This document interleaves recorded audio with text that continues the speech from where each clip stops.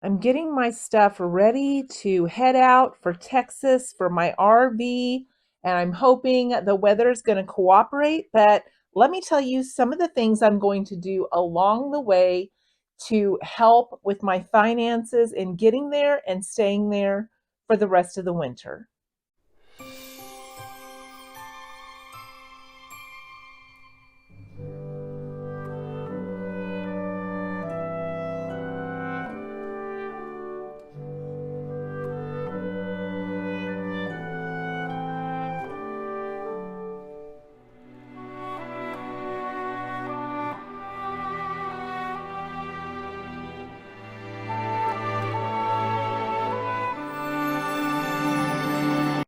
I feel like it's been a long time coming, getting things packed and together to head to Texas. And you wouldn't think that I would have that much to take with me because we did already take the RV and park it down there with a lot of the things that I thought ahead of time to put in there. But as time has gone on, and once we walked through some of the stores down there, I realized that there were some things I needed to take with me to make the best use of my money while I'm there. I mentioned to you that their grocery store down there is higher prices than I'm used to seeing. I had a few people comment and tell me that that store does tend to be higher and not run a lot of specials. So I'm going to take a little more food with me than I planned on taking because I think I can get it at better prices here in Kansas. So some of the things that I've done to prepare to go is I have a K tag on my vehicle. We also ordered one for the camper for the return trip. We can go through Kansas, Oklahoma, Texas, and Florida with the K tag on the toll roads and save up to 35% discount from the toll roads. It will automatically be billed to us, and when it hits a $10 mark, it's deducted from our checking account. So that's one of the things I'm doing to help with the cost of travel to get down there. It's about a 12.5 hour trip from where I live. I am taking the fluffy gray cat named Fluff. He will be going with me and be my companion. I have to have an animal with me, and he is my little buddy. So you will be seeing him and seeing how he adapts to RV life as well. I do set up my GPS to say no toll roads, and there's a way for you to do that on your phone. And I have found that over time, that saves me quite a bit of money. It a lot of times will be a shorter route, but not necessarily a faster route. And I'm okay with that if I can go a shorter distance and not spend as much money. Those tolls have gotten rather expensive, even with the discount that I get on the K tag. So I'll be packing food, I'll be packing drinks, I'll be packing jugged water that I can refill in my container that I keep with me.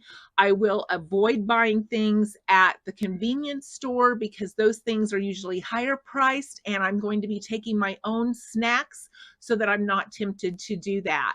Even a little bag of chips or something from a convenience store can run you quite a bit of pocket change. We're talking dollars of pocket change, and I'm not willing to do that. I want to save my money for when I get down there to go to like the farmers markets and buy a lot of fresh fruits and vegetables to cook while I'm down there. I'm really excited about that. And so I'm not going to be buying any of those junk foods along the way. I do want to give a shout out to Leanna, who joined my Bonita's Friends membership. I do have several different levels. I appreciate you joining, Leanna, and thank you for that. I also will be boondocking when I decide to stop for the night. Some of you know I have done this before, and I am feeling totally safe when I do this. I either stay at a well-lit rest area under a light, stay in my car after dark and don't get up until morning. I use the shades on my windows, or I pick a well-lit truck stop and I will stay there. I've never had any problems. I've done this many, many times on trips across the country in both directions, and it saves me quite a bit of money from staying at a hotel or staying at an Airbnb. Usually I just sleep a few hours and then I go again. I will be packing frozen items in my ice chest as far as food goes, and that will help keep my food cold along the way. I find if I freeze some of those items and just throw them in there, I don't need to be buying bagged ice. I don't need to be buying things to keep my ice chest cold because the food in there will keep the other food cold.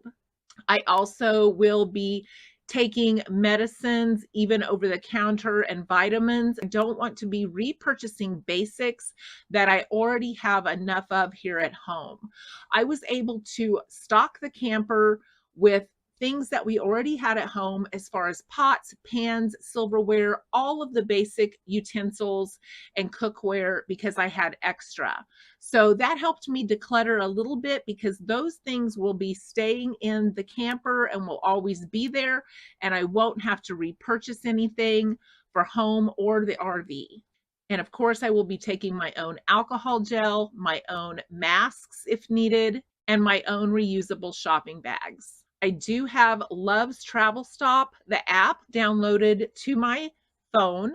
This saves 10 cents a gallon if I stop at a Love's Travel Stop, and I will be paying attention along the way for gas prices.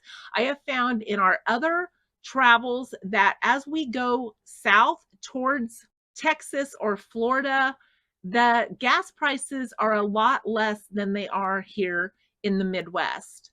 So I watch for that. I try to stop in an area that is not in the middle of nowhere because I find that those gas prices are cheaper. Even stopping when I get farther into the city rather than the edge of the city can be a lot cheaper when it comes to gas prices. So I really pay attention to those along the way. I try not to do a lot of excess braking. I try to coast to any stoplights that I have. My dad taught me to drive, and when I was 16, I was driving the pickup and the camper on vacations on steep roads with hills and curves. And he told me to just let off the gas and turn the wheel. As a 16-year-old that had not ever driven on hills and curves, I was terrified. But he taught me to do that so that I didn't use excess braking because that will affect your gas mileage. And if you have a way to set up your controls on your car so you can see your gas mileage at any given time, it does help you because you can see if your gas mileage is doing well or doing poorly based on how you're driving and the areas that you're in. It makes us more cognizant of the way that we're driving and whether or not it affects how many miles per gallon that we get. I do have a car that runs anywhere from like 42 to 45 miles per gallon. So that helps me a lot on any cross-country driving. I try to maintain a level speed as I'm driving, even when I'm passing someone, because I know if I accelerate too much, that will affect my gas mileage. We were able to drive back in my husband's car when we parked the camper down there, and I think we only spent about $80 in gas getting home from southern Texas to Kansas. So it's not a very expensive trip if I boondock, take my own food and medicine, and watch my gas prices and my gas mileage. I have found that some truck stops are more expensive than others, so I watch for the ones and see a trend on their gas prices. That way, when I see them coming up, I know they are probably one of the cheaper ones in the area to get my gas. I know there is no Aldi down there, so some of the things that I know that I can take with me from Aldi, I have pre-packed, and that way I should have a plethora of food to pick from and cook with out of my camper. And I'm going to see how long I can do that and just buy maybe some fresh fruits and vegetables from the farmer's market, maybe some milk and things like that as I get farther into my stay. But I'm going to try to, again, save money, even though I am living the life of my dreams in southern Texas. So just living my winter down there, it's still going to be very cost effective. Many people will think that they can't afford to retire and they can't afford to do the things that they want to do.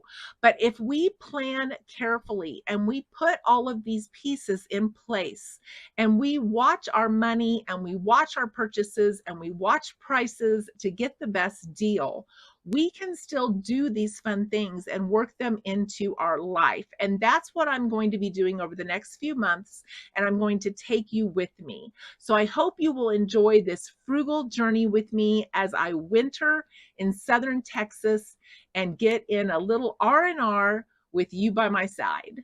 So if you're interested in coming with me to the South for a little R&R and frugal living while I winter down there, please click that subscribe button. I would love to have you come with me, and then we will return to Kansas in the summer and continue our frugal living on an early retirement limited budget. Thanks for joining me today, and I hope to see you soon.